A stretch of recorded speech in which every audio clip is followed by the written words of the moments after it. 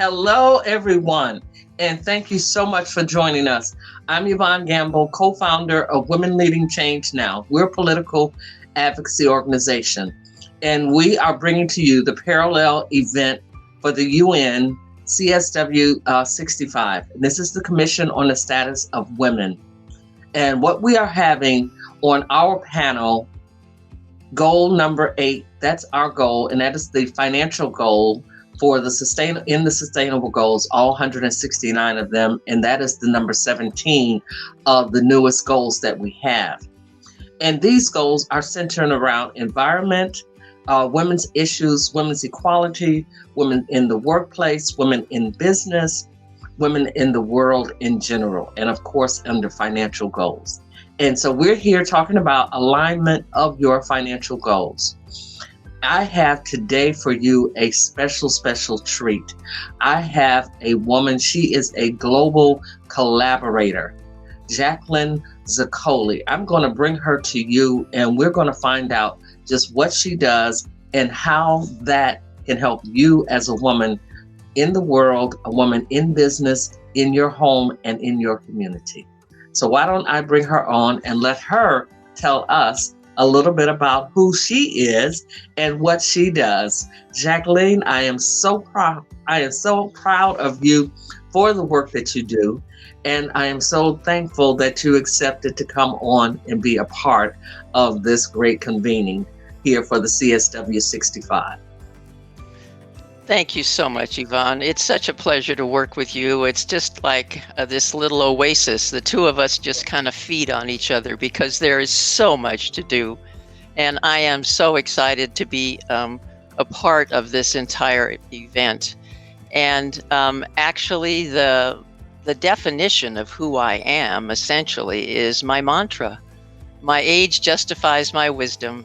My developed clarity teaches the excitement of awareness and ignites the spark of action and change. And what all of that means is that I love to bring people together to be able to make them word of mouth by collaboration, because collaboration is our saving grace. It is what's going to make this world work in unison. It's very, very important. And I do that all over the world to be able to bring parties together, to unite them, to be stronger as a team going in the same direction than as individuals working on whatever little cause they have. Yes, collaboration is our saving grace, and women are so important in that. And that is, with that, you are absolute, we couldn't do it. And the beauty of it with women, and what I like about what you're doing, it's inclusive. You focus forward on women, Jacqueline, and then you take and you expand that out to say, women, you must also encompass the men into what you are doing, and you pair that together. And I know I'm not going to give away any of the trade secrets. I know you're going to talk about some, planned acts of kindness and different things that they do, as you go through. But what I would like to do now is let's give you an opportunity. We're going to dive a little bit deeper into, the subject of why we're really here and take a look at some of the things. And what I'd like for you to first really kind of bring out to the audience, and we're talking to a global audience, and that is, what is it like for women working in your chosen industry? You're biting off a big piece of the pie. What is it like? Well, the way that I look at it, my industry is in connecting people. And I think, Yvonne, you will totally agree with me. When it comes to connecting people with heartfelt messages, women are the key. We are the ones that pay attention, that listen, that need to communicate and to actually bring out what the other people are doing. So for women to literally be in this industry versus men, it's a slam dunk, because we are the ones that can bring out what's happening in another business and then be able to work it together.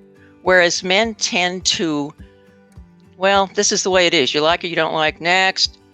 No, we want to listen to needs and expertise. And those are the two basic things that we listen for. And then now, how can we build commonalities, which is a very important part, so that we can literally build together? And women do that so well. I think we have the upper crust on this, and we have the upper hand on this because of our compassion and our abilities, just as women, to be able to be more heartfelt and centered in what we're doing, to be able to listen. Okay, well that's excellent. That's excellent. That that kind of puts it all in perspective of why it's so important. You see a lot of women, especially in many of the global communities, being the heads and being the leaders, of the different things. The WTO, the World Trade Organization, they just brought on a woman, an African woman, to be now the head, and she had her first day yesterday. So these things we're seeing this all over, and we're now, with what you just said, I understand why.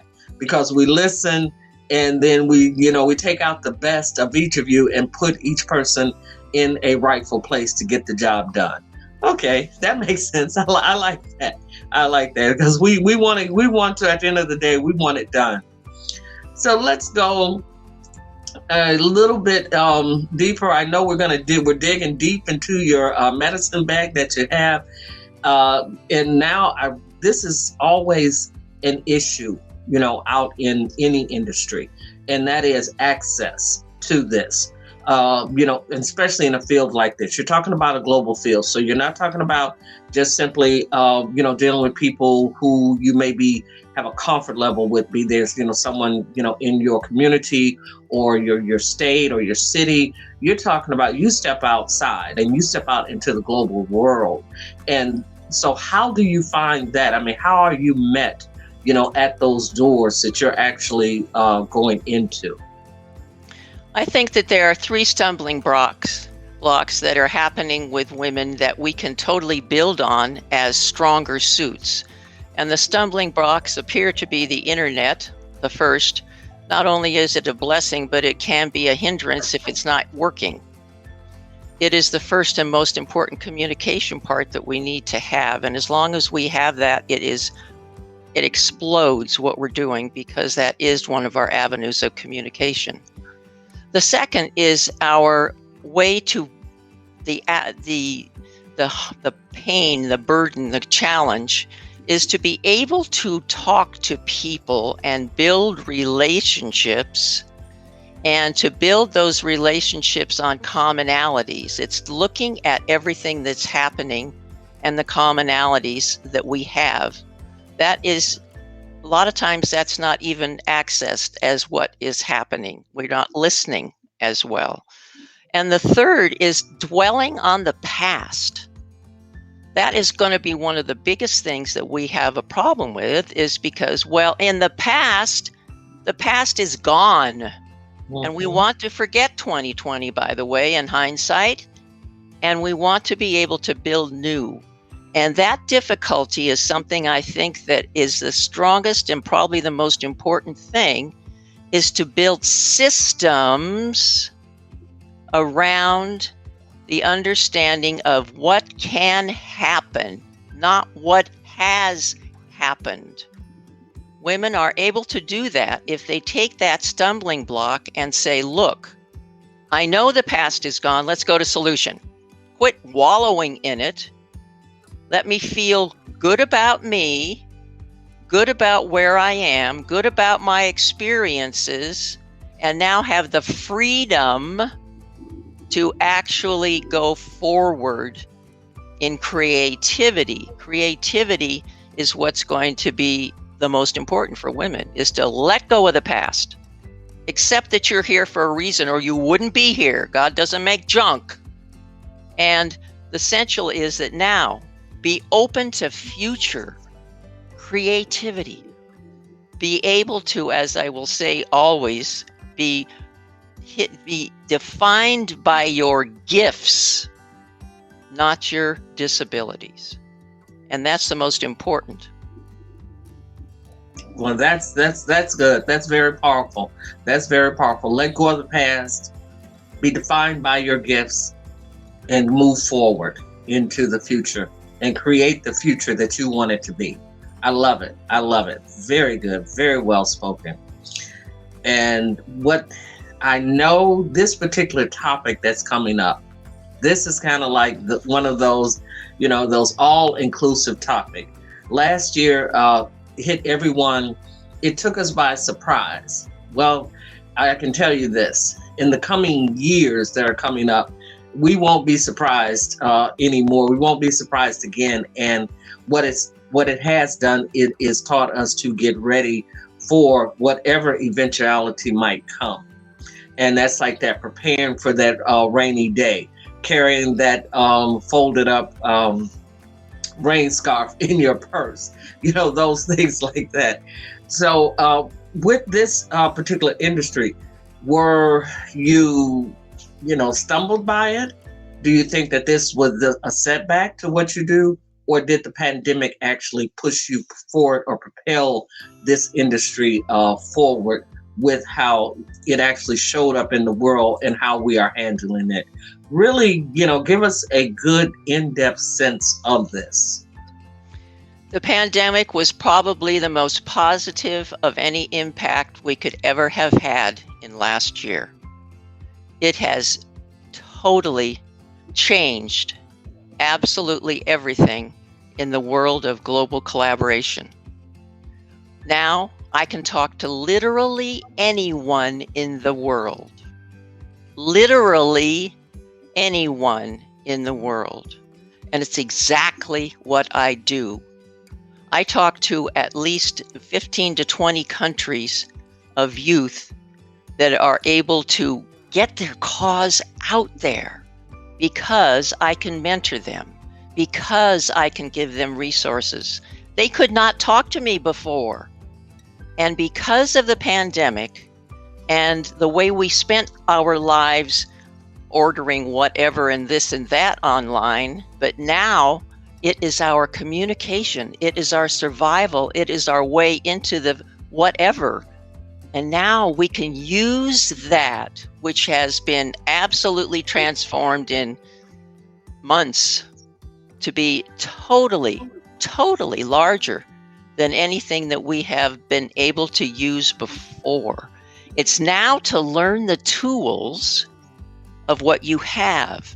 And the women that are creative and well within themselves, as far as knowing they are right and where they are is perfect, being creative and using that voice. There are women creating empires as we speak that are virtual networking, that are helping women in all kinds of ways.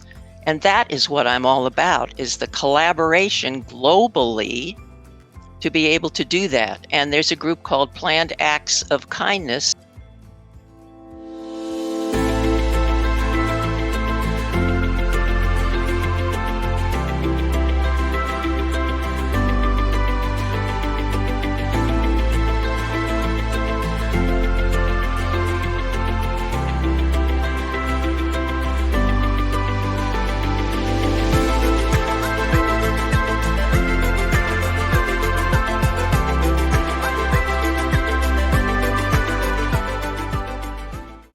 That has put a system to kindness, a systematic way to address the needs of all groups, all women's interactions, individually or groups, in a systematic way to deliver kindness. Who could ask for anything more?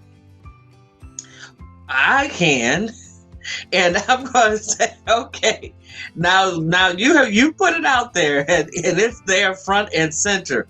You're going to have to spend some time. We can't put out something like that. Planned Acts of Kindness.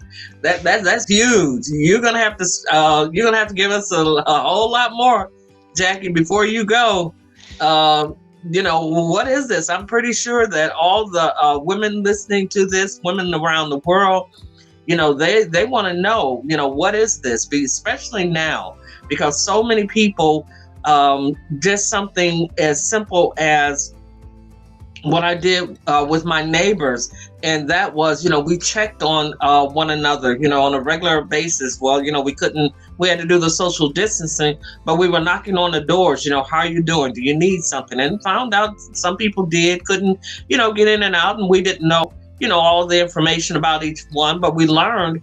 And so now it has become, like you said, a system, and it was out of just an act of kindness. So I'm going to give you the floor. I'm going to give the floor back to you. You don't get to go that quickly on that one. And I want you to really kind of, spell it out. What do they do? How do they do it? How do people actually, get involved with that? Can you imagine a heartfelt, really strong way of giving kindness? You can go and feed somebody. You can go and open the door. But let's say a really heartfelt, constant, and really deep kind of kindness. That's what we're talking with Planned Acts. They have taken kindness with their Karma Club. It can start as easily as a daily, really committing to doing something that is planned in kindness. The total goal of Planned Acts of Kindness is in 2021 to be able to have the entire world on each day doing the same act of kindness so that it is heartfelt throughout the entire world. And they do this through courses, through programs, through books of all different ways, depending on what your desires, what's your aptitude, your arts, your gifts, whatever, and being able to deliver that. And when we get all of us to hold hands together, we'll be able to do this very systematically. They have a monthly calendar on how you can interact as corporations, as you can interact as individuals, to be able to get that planned act out there in a way that is heartfelt and not surface, that literally gives more to others as well as yourself, as well as incentives as you go along, to be able to continue to be able to do this on a consistent basis, so eventually we're all holding hands as one planet and one people. I could go on forever in case you didn't notice, so you better stop me. Well, I don't want to gloss over it. The only reason being is because there's such a synergy, just in some of the speakers, that we have collected here for our group. And there's one lady, she deals with pulling together sponsors. And as you were just talking with this, I could kind of, envision, for some organizations and groups, perhaps this is something they could either bring in a sponsor, or they could even offer to a sponsor, if your organization were to do this, could you sponsor us to help you and, collaborate in that manner? Is that something, a way in which they would do one of these acts of kindness? They could, but the other end of that, and I wouldn't minimize it at all, the other end of that is they can make money doing it. And that's the exciting part. There's a 16 things we can do to save the planet book they can create as a nonprofit when they have 16 areas of problems, 2 experts per area to answer those challenges, crafted into a book that can be sent out to all the experts' area of expertise and essence, as well as the founding one that wants to do it as the nonprofit, and it costs them $0. Wow. The funding of that comes from the experts paying for X amount of books, and it actually gives the nonprofit up to $45,000 because of the expense is minimized in the publishing. So, and everyone gets exposure. And then from that, there are workshops, free workshops to answer the actions that need to be taken on those 16 issues.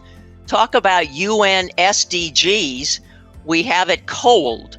It's just a matter of deciding what the topic area, mental health, maybe it's disabilities, sensuous, whatever you want to call it, disabilities.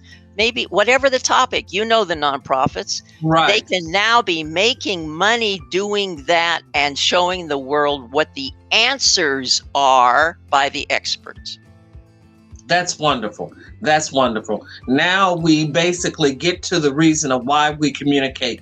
And the why we communicate, I wrote a book on that. Why do we communicate? And one of the reasons we communicate is exactly for what you're saying. We communicate because we don't know the answers, and we have someone who does, That's and we right. simply work as the lovely dust through which he works and brings that information out, to others. Absolutely. This here, people, this right here. Go to this website, Planned Acts of Kindness, www.plannedacts.org. This website right here, copy this down. Go to this website and find out what you can do. That one thing. And what I like about what Jacqueline is telling us is she's not asking for anyone to go out and gather a new skill, or start up a whole brand new business, or do something that you've never done before. What she is saying, take what you know. You can be that expert. Many of you are experts in your fields. Look at all those trophies, all those awards that you have, all those degrees that you have sitting on the shelf. Let's take them and let's make use of them, and just do something kind. If that kindness is, you don't know what to do, and all you can do is share this information with someone else, that's a kind act. That's what you do. Whatever it is that you have, to whatever degree, you want to be able to simply do it. So I love this, and I thank you so much for bringing this information and shining a light on it, to our audience, because this right here, this is gold, people, and you really need to take advantage of this. We Oh, have one more yeah. area, May I Jackie, add that I one want thing? to. Oh, May I add Jacqueline, yes. one thing? There is a way to put the app. It comes as an app. When you go onto the site, go look right in the middle, and it says download the app. The app makes it much easier to use than the actual website. So I just wanted to say that. Okay. I love that. There's an app for that. Okay. That phrase was coined about 5 years ago, and it's more true today than it ever was before. So, Planned Acts of Kindness, now there's an app for that. So I know everyone out there with your cell phones are saying, I don't want to go to the website. I don't have a laptop anymore. We're starting to do away with that. Pretty soon, our laptops and our desktops are going to go the same way that the Princess telephones went. They're gone. They're gone. So download the app for Planned Acts of Kindness.org and get started. Get started today. So one area that we definitely want to make certain that we're always looking at, and that is women's equality. And in the global sense, it seems that we actually kind of levels the playing field, because in some instances, and then in other instances, maybe not so much. Tell us, how does it fit into, how you interact in the global industry? When you're out there, what are you running into, and what are you seeing as we look down the road, to other women who say, oh, I do want to go into that area and become a global collaborator, like Jacqueline Zaccoli. Yeah, I found this very impactful. I work also with a group called International Youth Parliament, and I found myself in at least 10 or 15 countries with youth between the age of 19 and 29. And as I go into these communities, the absolute major cause that these youth are taking on is to help women's equality. I think it's the most resounding in every single one of the cultures that I'm working with, is that there are groups that are being formed in these countries by young people who are educating the women, educating the men about how to treat the women. And this education has been incredible, and many of them are women that are spearheading it. So, and women's equality in countries, especially in Africa, I spend more time in Africa because I was in the Peace Corps for 2 years. So I still am very much in Africa, though it's all over the world. And it's amazing. The equality is so important. And I have lots of groups. There's a group that I work with that works with women's sanitary napkins. She's spreading that word as a cottage industry all over Africa and eventually into Europe and the rest of the world. Women are getting behind helping themselves. It's the journey of self-sustainability. That's the most important, and it's there. The point is to find resources to help them start that. And that's what I'm all about. Whether it's starting the business with Planet Startup, whether it's actually getting them funding, which might be someone like Yvonne Gamble, or it could be some peace builders, the peace builders. All of these areas are needed to just jumpstart within the communities and then let the people do it. They don't want charity. They don't want handouts. They want to do it themselves. They want to be responsible for themselves. And the women are what are driving that. They know the illness, the problems. Equality is the women that are out there making that happen through International Youth Parliament and different places. That is wonderful. That is wonderful. One of the things that in this year has been a little bit different. You know, these the sessions that I've had with women and the sessions I've had, especially when we get to this question and we tackle it about equality, I'm hearing an underlying resounding, these women are not waiting, are not willing to wait. They're not waiting. And it is of no concern of this, you aren't allowing me to be equal to you. Women are stepping out into their own power and into their own presence and saying, I don't need to be equal to you. I am as I am. I'm just as I am. And I'm here to make a difference in what I do and in the lives of others, and to make the quality of life, from what I'm hearing you say, as well as other women, and that is that we have to be qualified and in our lives and in what we do, and that right then and there makes us equal, because we don't have to. It's equal, it's like when we're going and driving at the answer in an algebraic equation or a logarithm or what have you. It's sometimes we are actually working towards the wrong result. And that's why we keep getting it wrong. And I say that's one of the reasons why I'm looking and saying you're not getting to equality, because you're looking for the wrong thing. You're already above that. Just the things that we have to do, it's like there will never be inequality. We already carry more than men do. We already do more than men do. We have a capacity that's much higher than theirs. So if you truly looked at this from a just simple math, for us to be equal would mean we would have to literally drop off 95% of what we do. We would have to stop doing it. Yeah, then exactly. We have to go down. We'd have to go down. We would have to go down in order to be equal to men. And that's why we do not find and will never find the equality, because why? We can't stop doing we can't drop that 95% and deal. And then because why? Then we know the whole world would just go, would just fall off if we did that. And so therefore, it's like you're looking for the wrong thing. If you're looking to be equal, we can't take anything off your plate. We can't take anything away from you as a woman. We can help make it easy, make the burden easier, make the things you have to carry easier, make the things you have to do easier. But we cannot take all these things off so that one day you think you're going to be equal to what a man does, because a man doesn't even at the beginning the middle, or the end of his life begin to do even a tenth of what a woman does. And so therefore, we solve the problems differently, solve the problem to the point where the problem is, it's not trying to get you equal.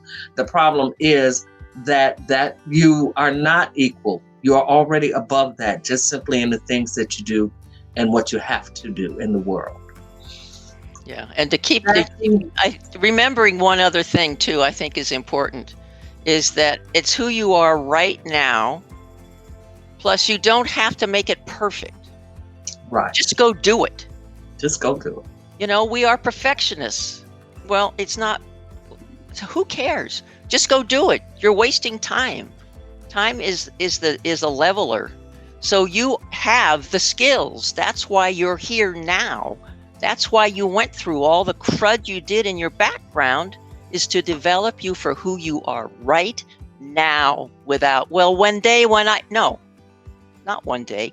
Who you are right now is who's been developed on purpose. So don't be a perfectionist. Just go and do it. And you know what? I'm going to tell you who's driving. And it's, not to be badgering or what have you. And don't think this. This is to be truthful, men. And I'm being truthful, women. And that is, you were sold a bill of goods in order to keep you out, to keep you down, to keep you oppressed, and to keep you away from. You were constantly told, every time you came to the door, you were told, you need another degree. You need more experience. You don't have what it takes. You don't look like the people who are sitting at the table. You don't think like the people who are sitting at the table. You don't act like, you don't walk like, you don't talk like.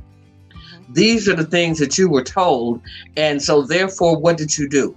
You began to spin yourself like a spinning top, trying to think like, act like, be like, walk like, talk like.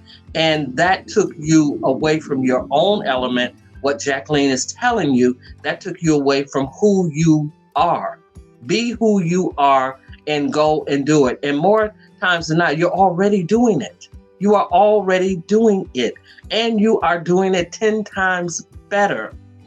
That's the very reason why, if you look at here, just in the United States alone, we have probably uncovered 50 or 60 Black women who were scientists and got us on the moon and back safely, without death, without blowing up anything, everything. And just now we are honoring those women 50 years later. Really? So you're going to tell me 50, you got to be around for 50 years to be honored, right? To be able to have the truth told that it was you who were the ones who did the calculations. It was you who were the ones who were the scientists who developed all these different things. So let's stop allowing our talents. Let's stop allowing our abilities, allowing our collaborations. Let's get with people like Jacqueline Zaccoli at www.jacquelinezaccoli.com. She is a global collaborator. She brings people together in ways that you would not even imagine. This woman is not going to let you sit. I am a living, breathing testament to that. How many times have you tried to do that? She will call you, she will email you, but she will make certain that you are a part of the now. You are part of the tomorrow, and will bring you tools, viable tools that you can use, such as what she brought to us today through Planned Acts of Kindness. And, as we remember, Planned Acts of Kindness has an app for you to do a kind thing. And she brought to us another point that I just wanted to leave you with, and that was nonprofit organizations. You can make up to $45,000 just promoting a book on Planned Acts of Kindness. Go out. Here are the tools. We are bringing them to you and serving them up on a silver platter. All you have to do is take advantage and just do it. Jacqueline, did you have any last parting words that you wanted to say to the ladies and to the men? I have one quote that I would like to make from Gary Spence, and the quote is, "Be open to wonder rather than closed by belief." Thank you so much. That's it.